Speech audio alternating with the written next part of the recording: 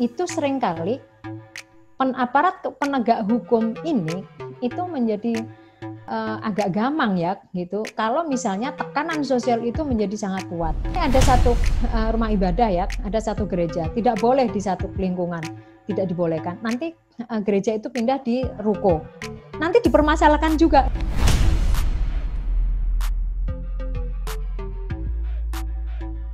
Ruang publik itu adalah sesuatu yang memang kontestatif dan kadang-kadang progres, tapi juga kadang-kadang regres. Tantangan kita seperti yang tadi saya sampaikan, saya akan tambah lagi dengan desentralisasi politik. Ya, desentralisasi politik ini sekarang harus kita kaji lagi ya, karena dampak yang kemudian muncul itu adalah menguatnya ethno-religious communalities ini yang menjadikan ruang publik itu menjadi tidak sehat gitu ya. Nah, bagaimana kemudian negara hadir ya? Nah, ini memang karena ada leveling di dalam secara politis ini kadang-kadang tidak mudah juga ya antara yang di pusat kemudian yang di daerah, karena dengan desentralisasi politik itu kepala daerah itu tidak bisa diperintah langsung oleh presiden masalahnya ya, karena mereka dipilih langsung oleh rakyatnya. Jadi ini satu hal yang juga harus dipahami, kompleksitas yang kita hadapi sekarang di Indonesia sebagai buah dari reformasi ya. Tetapi meskipun kita menghadapi tantangan itu, tapi kita perlu punya optimisme, gitu ya. Perlu punya optimisme dalam arti kita perlu menggunakan mekanisme-mekanisme yang ada ini untuk memaksimalkan upaya kita untuk menciptakan ruang publik yang egaliter. Kita mempunyai perangkat-perangkat yang sifatnya sebetulnya menasional ya. Kalau ini kaitannya dengan masalah hak asasi, sebetulnya ada Komnas HAM. Jadi Komnas HAM ini menjadi satu lembaga negara, ya, bukan pemerintah tapi lembaga negara yang mempunyai mandat sebetulnya untuk mengawal ya implementasi dari masalah HAM di Indonesia. Nah, ini ada beberapa mekanisme dan perangkat-perangkat yang sudah kita bangun dan kita perlu untuk memaksimalkan. Yang kedua adalah tadi kalau dikatakan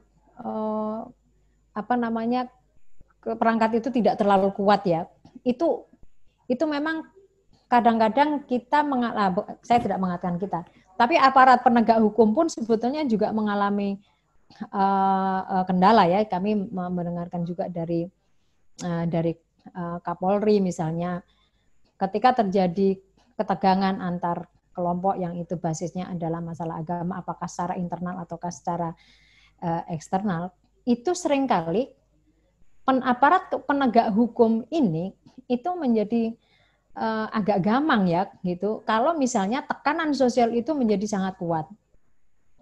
Ya, bagaimanapun polisi ini adalah manusia ya, dia juga manusia yang tentu saja mempunyai rasa khawatir ya, rasa takut gitu ya, kalau misalnya nanti harus berhadapan dengan kelompok yang lebih besar. Nah, dalam kondisi yang seperti ini, sebetulnya tadi ada pertanyaan kepada Pendeta Yongki ya, ini intelektual ada di mana sih? Kira-kira gitu ya, ini pengemuka agama ada di mana sih gitu. Nah, disinilah sebetulnya tugas, karena ruang publik itu bukan hanya tugas negara ya, ruang publik itu harus dikawal oleh negara, ya, oleh pemerintah, bukan negara ya, oleh pemerintah, oleh masyarakat sipil, ya, oleh akademisi, partai politik, ya, bahkan sampai juga komunitas bisnis pun sekarang harus menjadi bagian dari proses demokratisasi ini. Nah, di sisi-sisi di mana pada saat terjadi satu ketegangan dan aparat penegak hukum di situ dirasakan lemah, maka kita yang sebagai aktivis ya, apakah kita aktivis dari NU, apakah kita aktivis dari Muhammadiyah, atau siapapun yang mempunyai pandangan-pandangan yang moderat, dan saya juga menghimbau dan calling untuk saudara-saudara saya di UIN ya dan IAIN di seluruh Indonesia, yang UIN ini didirikan oleh negara sebagai satu tiang untuk moderasi beragama, maka bersuaralah di situ untuk apa? Membackup polisi, ya, membackup aparat keamanan agar mereka juga mempunyai pijakan yang kuat ya untuk menegakkan itu.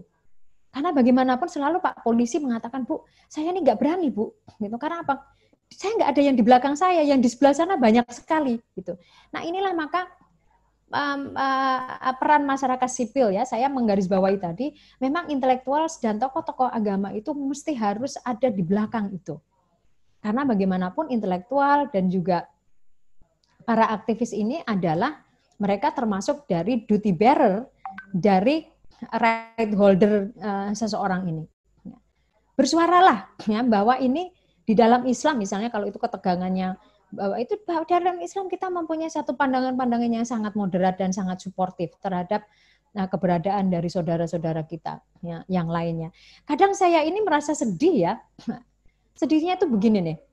Ini ada satu rumah ibadah ya, ada satu gereja, tidak boleh di satu lingkungan, tidak dibolehkan. Nanti gereja itu pindah di ruko. Nanti dipermasalahkan juga, ini ruko ini disalahgunakan peruntukannya. Lantas saudara kita mesti harus kemana gitu loh.